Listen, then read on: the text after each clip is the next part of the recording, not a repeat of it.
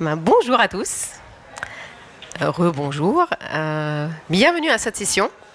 Je m'appelle Sally Hamdan et je suis Enterprise Customer Success Manager chez Asana. J'ai démarré il y a 10 mois et j'ai le plaisir d'accompagner les plus gros clients Enterprise Asana en France dans leur transformation digitale en adoptant Asana.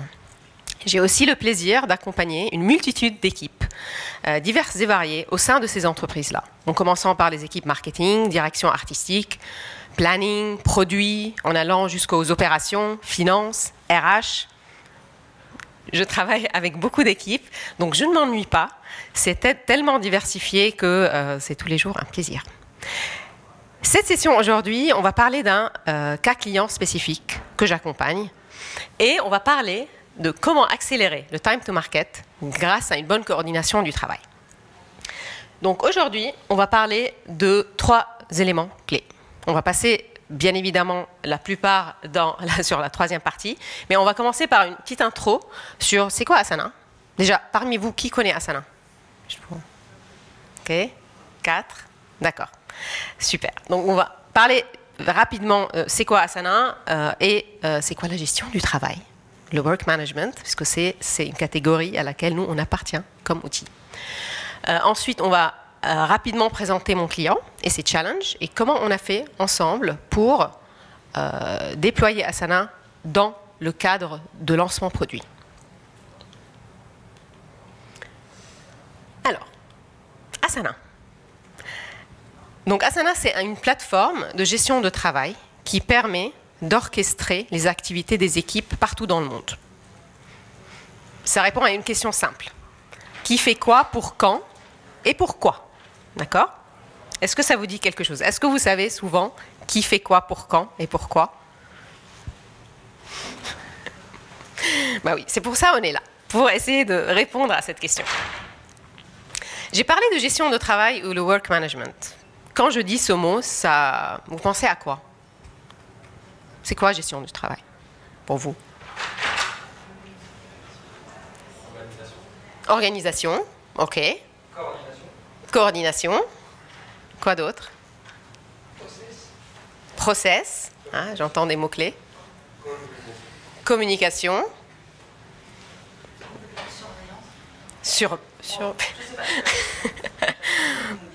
Alors, surveillance, c'est plutôt négatif, mais avoir une visibilité, clarté, oui, je dirais plus ça. Suivi, très bien, exact, parfait. Donc, pour faire simple, la gestion du travail, en fait, le but de la gestion du travail, c'est d'orchestrer les processus d'une organisation pour créer de la clarté, pour que les équipes puissent réaliser leurs objectifs le plus rapidement possible. Donc, l'idée, c'est d'équiper ses collaborateurs au sein de toute une organisation, de les équiper avec l'information nécessaire pour qu'ils puissent faire leur travail bien, mais pas que, faire le bon travail aussi, puisqu'on parle tout le temps du travail autour du travail, le work about work, et malheureusement, on passe beaucoup de temps sur ce type de travail, donc le travail autour du travail. Donc, rechercher un mail, chercher une info, faire un suivi avec une équipe, et tout ça, ça nous fait perdre du temps, et en fin de journée, on réalise qu'il y a une bonne partie de ma journée que j'ai passée en fait à ne pas faire mon travail stratégique qui compte le plus pour mes objectifs et les objectifs de mon entreprise. Et donc nous, c'est notre vision, c'est alléger tout ça, créer de la clarté pour que les équipes travaillent bien, tout simplement. Le lancement produit. Donc peu importe l'industrie ou le produit qu'on lance, aujourd'hui, la time to market reste un process, une étape assez clé. Et le planning pour arriver au lancement produit peut être long et douloureux. Donc, si on fait une accélération forcée, ça peut induire une dégradation des coûts et de la performance. Si, au contraire, il y a un retard dans le lancement, directement, on voit directement ça dans les coûts, une augmentation des coûts, aussi un retard par rapport aux concurrents, parfois même un potentiel décalage entre les besoins des clients et ce que le produit offre. Donc, optimiser son process de lancement produit, ça va nous permettre déjà d'économiser nos coûts, d'avoir un meilleur retour sur investissement et bien évidemment être beaucoup plus réactif aux enjeux du marché, aux besoins du marché. Donc mon client, c'est un acteur du luxe. Il s'agit d'une équipe qui gère le planning de tout ce qui est lancement produit.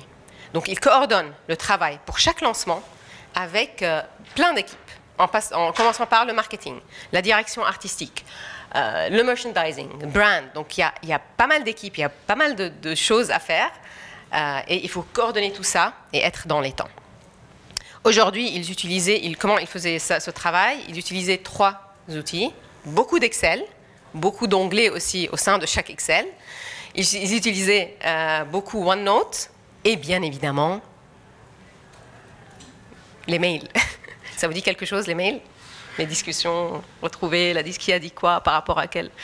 Donc voilà, clairement, ce n'était pas un process très efficace. Donc leur challenge aujourd'hui était surtout cette multitude d'outils. Donc ça veut dire multitude d'outils, c'est-à-dire je dois être sûr que tout est à jour. Ça va aussi créer une duplication du travail, puisque je dois mettre à jour plusieurs outils à la fois, puisque tel n'a pas accès à ça, tel n'a pas accès à ça. Donc ça crée beaucoup de duplication du travail.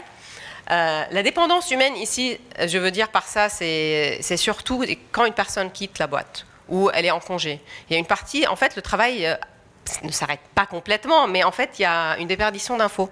Il y a une grande dépendance sur l'humain. Donc, passer par un outil où tout est là, clair, on sait qui fait quoi pour quand, ça résout ce problème. Bien évidemment, mauvaise expérience au sein des équipes. Si moi, je dois faire mon travail, j'adore mon travail, mais si je dois tout le temps mettre à jour des fichiers, être sûr que communiquer beaucoup autour des fichiers, faire beaucoup de réunions et ne pas, en fin de compte, faire bien mon travail, c'est une mauvaise expérience. Et bien évidemment, le manque de clarté. Il y avait un manque de clarté au sein des équipes. Alors, comment on a travaillé ensemble? Premièrement, donc ça c'est, je vais vous montrer des copies d'écran d'un projet qui existe vraiment. Donc j'ai dupliqué ce projet dans mon instance. Donc si vous voulez passer le voir en réel, passez à notre stand en bas et je peux vous montrer tout. Mais là, ça va être avec des copies d'écran. Donc on a commencé par créer un seul projet, une seule source d'information. Donc un projet par lancement produit. Donc là, dans mon cas spécifique, j'ai appelé mon produit Narval. Et l'idée ici, c'est d'avoir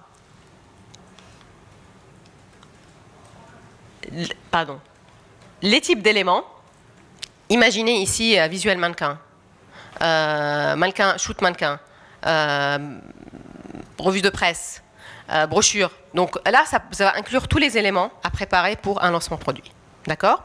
Et au sein de chaque section, on va avoir les différentes étapes à faire. Donc imaginez au lieu de step 1, brief. Numéro 1, 2, validation, etc. Donc, je vous laisse imaginer quelles peuvent être les étapes. Là, on était obligé d'anonymiser. Et chaque tâche a un responsable, un seulement responsable, pour créer cette clarté. Si on a plusieurs responsables, ça se perd. Qui fait quoi? Donc, un responsable. C'est associé à un métier, puisque, rappelez-vous, ça c'est un projet pour un lancement. Donc, ça va inclure beaucoup d'équipes. Il y aura des tâches pour l'équipe marketing, il y aura des tâches pour l'équipe brand, pour l'équipe merchandising, etc. Donc, on a inclus une colonne ou ce qu'on appelle des champs personnalisés métiers. Un autre champ personnalisé, on a repris en fait les sections des types d'éléments. Donc, imaginez là, visuel mannequin, etc. Donc, ça va reprendre en fait le type d'éléments. Ça va nous permettre ensuite de filtrer et de trier le projet. Et aussi pour faire du reporting. Un autre champ personne qui permet d'ajouter un autre point de contact. Et ce point de contact peut être un responsable avec qui on peut échanger. L'échéance, bien évidemment. Et dernièrement, on a lancé aussi un autre champ date. Donc, on peut aujourd'hui mettre une date prévue, date réelle. Et on peut même ajouter la date durant laquelle la tâche a été complétée. Donc, on peut avoir plusieurs champs dates. Ça, c'est une nouveauté qu'on vient de lancer. Et le statut. Donc, le statut me permet également de flaguer s'il y a une tâche qui est en retard. Donc, directement, dès que c'est rouge, je peux même créer une règle d'automatisation qui va aller envoyer un message sur Slack ou Teams ou Gmail, même pour alerter la personne. Donc, je peux même créer des règles d'automatisation sur Asana pour alléger ce travail répétitif. Ce que vous voyez ici à la fin de chaque section, le petit losange, ça représente ce qu'on appelle des jalons. Les jalons, en fait, c'est un achèvement, si vous voulez, de chaque section. Si je coche mon jalon, c'est un indicateur que j'ai avancé, j'ai fini toute cette partie. Donc les jalons, on peut les utiliser tels qu'on veut, mais ça, c'est une manière de le faire. Et c'est comme ça qu'on a fait avec les équipes. Et le truc ultra sympa avec les jalons, c'est que dans l'aperçu du projet, on peut voir en temps réel quels jalons ont été déjà réalisés. Et même dans la vue chronologie, donc la vue Gantt, on peut également voir les milestones ou les jalons s'afficher directement sur cette vue. Si je clique sur une des tâches, j'ai ça. Donc là, j'ai cliqué sur Step 1. Donc imaginons c'est brief. Et là, ce qu'on voit, bien évidemment, donc les détails de la tâche. Et on voit deux choses très importantes qui démarquent Asana de tous les produits. C'est la capacité de faire habiter, j'utilise vraiment ce mot habiter, puisque en anglais c'est multi-home, donc plusieurs maisons, faire habiter une tâche dans plusieurs projets. C'est la même tâche, ce n'est pas un duplicata, c'est la même tâche qui habite dans plusieurs projets. Donc, en créant mon modèle, pour chaque tâche, en fait, qui appartient à la direction artistique, j'ai créé un autre projet direction artistique et un autre projet marketing. Comme ça, toutes les tâches qui les concernent vont aller directement dans leur projet. Je n'ai pas à l'ajouter manuellement. Eux, l'équipe direction artistique, n'ont pas à venir sur ce grand projet qui va être juste géré par l'équipe planning, puisque c'est eux qui gèrent la multitude des actions avec toutes les équipes. Moi, direction artistique, peut-être, j'ai pas envie d'avoir une visibilité sur ce que font les marketing. Moi, je dois juste gérer les tâches que je dois faire. Donc là, en ajoutant pour chaque tâche qui concerne l'ADA, en mettant le projet direction artistique directement dans la tâche, là, les tâches, à chaque fois que j'utilise ce modèle, dès que j'active le modèle, et là je vais vous montrer comment, les tâches vont aller sur direction artistique. Je vais vous montrer quand même, là je fais un zoom in sur la direction artistique pour vous montrer un peu comment le projet il apparaît. Donc là j'ai rien fait, moi j'ai juste créé le modèle et je l'ai utilisé pour un vrai projet, un projet de lancement. Et directement, ça a pris toutes ces tâches qui sont multi-homed dans les deux. Et là, ils apparaissent directement, donc la liste de toutes les tâches. Et même, je vois ici la colonne projet. Je ne sais pas si elle est visible. Là, on voit quel projet, de quel lancement il s'agit. D'accord? Donc, je peux même sortir par lancement pour voir, OK, donc pour ce lancement, voilà ce que je dois faire. Pour un type d'élément, par exemple, visuel mannequin, je dois faire plusieurs visuels mannequins en fonction du lancement. Je peux aussi trier par visuel mannequin, dans ce cas, et je peux voir directement pour toutes les campagnes ce que je dois faire. Donc ça me permet d'avoir cette vue et je peux jouer, je peux mettre la vue que je veux, mais dès qu'on a des champs personnalisés, on peut vraiment aller très loin. Si j'ai un projet sans champ personnalisé, on ne va pas aller trop loin. D'accord? Donc c'est nous aussi notre rôle de guider nos clients. Donc une fois mon projet est fait, il est finalisé puisqu'il doit être quasiment parfait mon projet. Donc, il faut passer un peu de temps pour bien bosser sur ce projet puisque c'est un modèle. Je vais l'utiliser à chaque fois. Ça va être le même format. Donc j'enregistre en tant que modèle. Quand j'enregistre en tant que modèle, j'ai le choix de définir le type de programmation. Est-ce que c'est une programmation en fonction de la date de début? Donc aujourd'hui, le 11 octobre, je choisis date de début. Il va calculer les dates en fonction d'aujourd'hui. Donc, il aura, dans le modèle, je verrai ça, 1 jour après, 2 jours après. Si je choisis avant échéance du projet, donc là, ça change un peu, c'est 8 jours avant. Donc, je mets la date d'échéance et il va faire automatique, il va faire un rétro-planning pour vous, directement. Donc, j'ai le choix, en créant mon modèle, de faire ça. Donc, à chaque fois que j'ai un nouveau lancement, l'équipe va venir utiliser ce modèle. Ensuite, ça va permettre déjà de standardiser leur process de lancement produit, d'utiliser les mêmes champs personnalisés dans tous les produits, ce qui va permettre de faire le fameux suivi que vous avez mentionné tout à l'heure. Suivi et reporting. Est-ce que vous avez des questions à ce stade? On a des questions à la fin, mais n'hésitez pas à m'interrompre. C'est un petit groupe, donc on peut. OK. Donc, suivi et reporting. Premier scénario. je dois faire un suivi avec l'équipe marketing sur toutes les tâches non complétées à travers plusieurs lancements qui arrivent à échéance dans un mois. Et ça, c'était un vrai besoin. Mon client est venu vers moi, je dois faire ce type de suivi régulièrement. Et j'ai besoin d'un outil qui me permet de montrer tout ça. Donc, en concevant le projet ensemble, on a proposé plusieurs options, puisque avec Asana, on peut faire les choses de différentes manières. Et là, le projet que je vais vous montrer, c'est un exemple. Ça peut changer d'un autre client s'ils ont d'autres besoins. On a un autre client dans le luxe également. On a fait autrement avec eux, puisqu'ils avaient d'autres enjeux. Donc, la beauté de l'outil, c'est que ça s'adapte à vos besoins. Et c'est avec notre travail ensemble qu'on propose le meilleur scénario. Donc, pour revenir au premier scénario, la première option, c'est utiliser les recherches avancées. Donc là, on peut rechercher parmi tous les projets. D'accord? Donc là, je fais une recherche qui va toucher tous mes projets. Je vais mettre ici un filtre sur les métiers, puisque je dois faire un suivi avec l'équipe marketing. Donc, je filtre mon fameux custom field ou champ personnalisé, je mets marketing, et directement, j'arrive sur une liste et je peux sauvegarder cette recherche. Elle va rester à gauche dans mon menu et je peux la consulter quand je veux. Elle est tout le temps à jour. C'est en temps réel, en fait. Une autre option, c'est d'utiliser la partie reporting d'Asana, où je peux visualiser plus ça. C'est à peu près la même chose, mais bien évidemment, on peut jouer beaucoup plus avec les dashboards, etc. Je vais montrer dans quelques slides. Mais là, pour ce scénario spécifique, je vais mettre mes critères. Et c'est un graphe qui est dynamique. Donc, je clique sur une barre et directement, je peux aller sur les résultats. Donc, c'est juste un peu plus visuel. Deuxième scénario, je dois faire un reporting assez macro. Donc, je ne veux pas rentrer dans les détails des tâches, mais un suivi macro par axe pour la leadership. Donc, on leur a proposé d'utiliser ce qu'on appelle les portefeuilles.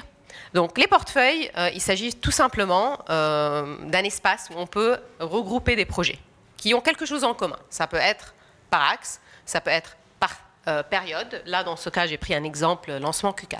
D'accord? Donc, ça peut être une période spécifique, ça peut être un axe, par exemple parfum, cosmétiques, soins. Okay? Et donc là, dans ce cas spécifique, j'ai ajouté des projets. Donc, dans ce cas, j'ai ajouté tous mes lancements. Et j'ai ajouté un champ personnalisé axe là-bas. Et ensuite, j'ai trié par axe. C'est pour ça que j'ai des sections avec les soins et tous les projets qui sont automatiquement dans leur section, puisqu'il y a un champ qui est là-bas. En fait, la donnée, il la prend de là-bas. OK. Ensuite, il y a le statut. Donc là, ça, c'est vraiment une vue macro de tous mes lancements pour Q4. Je vois sous la partie statut les projets qui sont dans les délais, les projets à risque, les projets en retard. Je peux même voir la progression des tâches et je peux même choisir d'utiliser des jalons, progression des jalons au lieu des tâches. Donc à vous de choisir. Et ensuite, si je vais sous la partie, je suis toujours dans les portefeuilles, l'onglet chronologie, ça me permet de voir la progression de mes différents projets dans le temps. Et là, par exemple, j'ai une vue année. J'ai fait zoom out le plus possible, mais on peut ajuster l'échelle. Donc, on peut faire mois, trimestre, etc. Et là, c'est juste aussi pour vous montrer comment les jalons apparaissent dans la vue chronologie. Donc ça, c'est vraiment, on parle là du lancement d'un produit et on voit toute la durée. Alors, d'habitude, c'est beaucoup plus long, mais pour rendre un peu plus visible, c'était créer des projets un peu plus courts. Et voilà les jalons qui apparaissent dans la chronologie. Alors, les tableaux de bord aussi, pour un portefeuille, c'est beaucoup plus visuel. Donc là, on peut choisir ce qu'on veut. Est-ce que je veux faire du reporting sur un portefeuille spécifique que moi j'ai créé, ou bien je veux faire sur un projet, ou bien sur tous les projets de lancement. Donc, à moi de choisir à quel niveau je veux créer ce dashboard, et j'aurai accès à des données. Ça, c'est des exemples de données que je pourrais avoir. Par exemple, des tâches par responsable, les différentes tâches non terminées par projet, etc. Je vous laisse regarder. Alors, il y a une autre aussi fonctionnalité qu'on adore dans les portefeuilles et qui aide beaucoup les équipes, c'est la gestion des ressources. Donc ici, on peut évaluer la charge des collaborateurs en fonction des différents projets sur lesquels ils travaillent. Donc là, on va prendre, en fait, c'est par personne. Vous voyez Alexis, Christophe, Myriam, etc. Et on voit leurs tâches dans le temps. Et si on ouvre on clique sur la petite flèche là à côté du nom, on voit les projets et même les tâches. Donc ça nous permet de voir à quel point, en fait, les collaborateurs, les équipes sont chargées. Et bonus même, on peut créer un projet congé pour mapper les congés avec les tâches qu'ils doivent faire. Donc si on voit que, par exemple, Alexis, elle part en congé, il y a une tâche critique à réaliser, donc ou bien on décale la tâche, ou bien on assigne à quelqu'un d'autre, d'ici direct, on drag, un drop la tâche à quelqu'un et elle est assignée directement à la personne. Donc ça permet vraiment de gérer les ressources. Et on peut aussi aller vraiment plus loin, puisqu'on peut même mettre la notion du temps dans ça.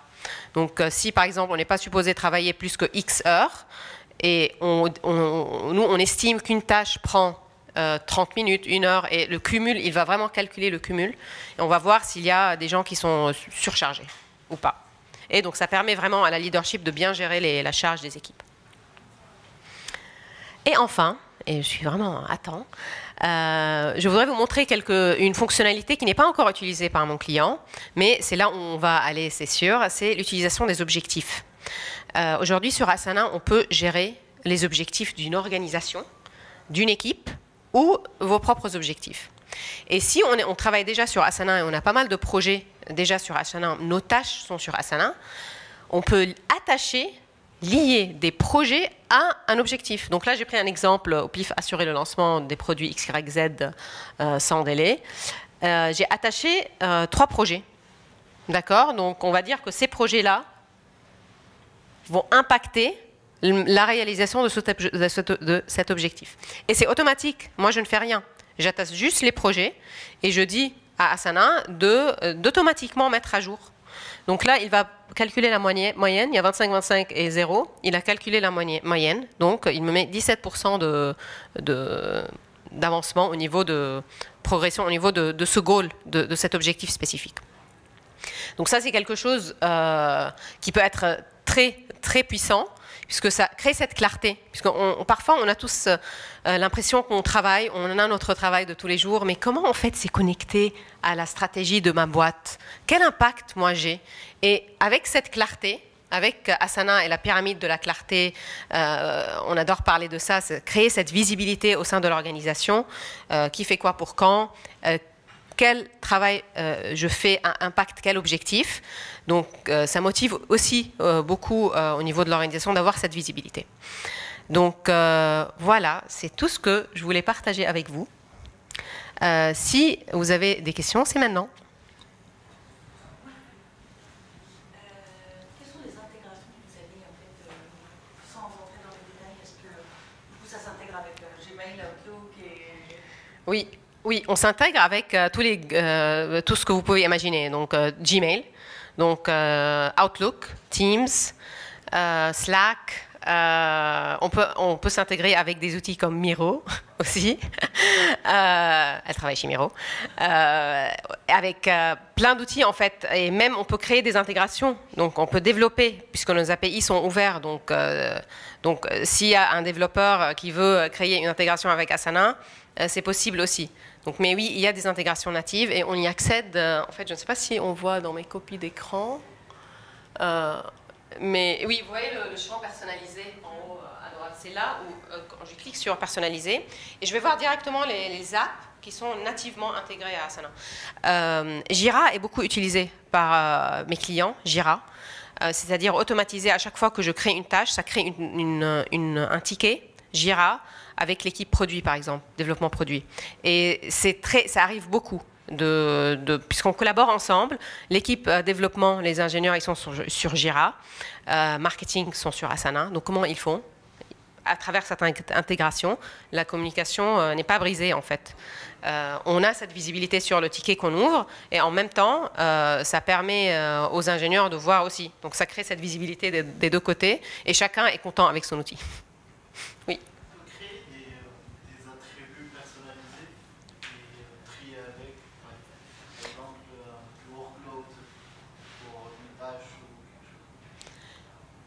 J'ai pas compris la question, vous pouvez répéter? Est-ce qu'on peut créer des éléments comme un statut ou des éléments personnalisés? Oui, exactement. Donc on peut mettre ce qu'on veut. Là, les champs personnalisés qu'on avait proposés, c'était en fonction des besoins de mon client, mais on peut faire ce qu'on veut. Et aussi, les champs personnalisés, il y a plusieurs types. Il y a choix multiples, choix unique, texte, chiffres, date, personne. Donc on a le choix aussi de choisir quel type de champ personnalisé et les utiliser, puisque créer des champs personnalisés et critiques, c'est vraiment ultra important pour pouvoir faire du suivi et du reporting, de bien travailler les recherches, pouvoir faire ce qu'on veut faire en fait avec l'outil. Donc c'est une des choses les plus importantes. Oui. Par exemple, j'imagine que ce qui est dans les grosses organisations, il y a par exemple un responsable marketing qui a plusieurs équipes en dessous, Oui. et plusieurs équipes en dessous. Est-ce qu'il peut créer un compte avec un portefeuille et avoir une visibilité sur tous les projets? Oui. Tout à fait. Il peut créer un portefeuille où il va avoir, ou bien il crée un portefeuille par équipe, ou bien il crée un portefeuille pour toutes les équipes. Et oui, il est capable d'avoir cette visibilité. Avec la fonctionnalité reporting, on peut choisir en fait ce qu'on veut. Est-ce qu'on veut faire un reporting, un dashboard au niveau d'un projet, de plusieurs projets que je nomme, je peux les nommer un par un, portefeuille. Donc je choisis en fait le niveau de détail que je veux, ou le niveau ou bien une vue montgolfière. Donc ouais.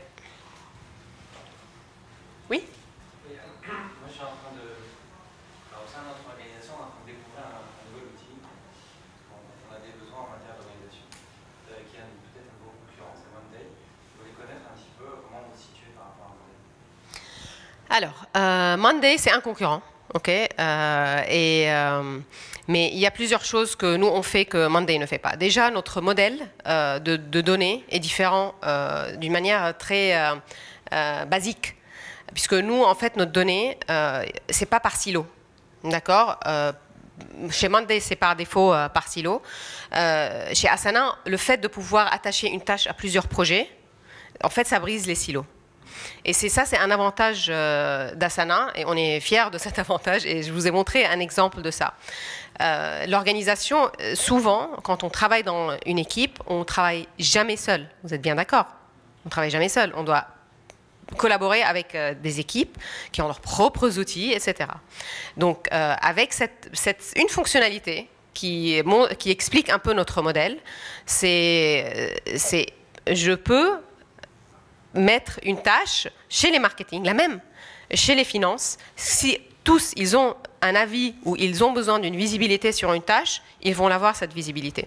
Donc ça brise un peu l'idée des silos qui est présente chez Monday. Mais au niveau aussi expérience, ça revient au goût des gens. Franchement, je connais des Monday qui adorent Monday. Je connais des Asana qui adorent Asana, qui ne peuvent jamais utiliser Monday. Donc c'est vraiment aussi, si vous n'avez pas cette problématique de cloison entre équipes que vous allez avoir sur Monday, bah, ça dépend en fait comment selon vos besoins aussi. C'est quelle équipe? Transverse, d'accord. Transverse, une équipe Clio, mais peut-être à terme, ça pourrait intéresser l'équipe marketing. Oui. Oui. Et aussi, pour ajouter par rapport à ce qu'on peut faire à Monday, Monday n'a pas toute cette partie d'objectifs aussi. Et la pyramide de clarté qu'on a chez Asana. Donc on fait beaucoup plus que la gestion de tâches, beaucoup plus que la gestion de projets, mais on est capable de connecter le travail à des objectifs au niveau de l'entreprise. Donc ça va vraiment plus loin. Et ça crée cette visibilité, la clarté, grâce à toutes ces fonctionnalités que j'ai mentionnées. Donc n'hésitez pas... Ah mince, il y avait un QR code, voilà. Vous pouvez scanner pour avoir plus d'infos. Et n'hésitez pas à venir nous voir dans notre stand. On est en bas et voilà. Si vous voulez voir l'outil en live, je peux vous montrer. Merci.